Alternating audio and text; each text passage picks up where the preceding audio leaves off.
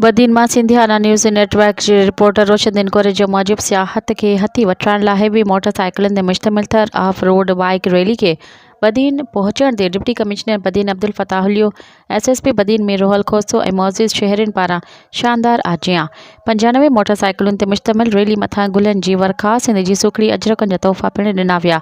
इन मौक़े ते deputy commissioner Badin Abdul Fatahulio media सां ॻाल्हाईंदे चयो त हिन रैलीअ जो मक़सदु मुल्क जे ख़ूबसूरत इलाइक़नि में सियाहत के फ़रोग़ ॾियणु आहे। हुन चयो त Heather of road bike rally Karachi खां थींदी नगर पार्क जे ख़ूबसूरत जबलनि ताईं वेंदी। हिन रैली में मुल्क जे चइनी सूबनि खां सियाहत जो शौक़ रखंदड़ शिरकत कई आहे। इन मौक़े ते सिंध टूरिज़्म खाते जे मैनेजिंग डायरेक्टर सैयद फयाज़ अली शाह चयो त थर जी ख़ूबसूरती खे दुनिया आॾो ॾेखारण लाइ हीथर रैली कढी वई आहे।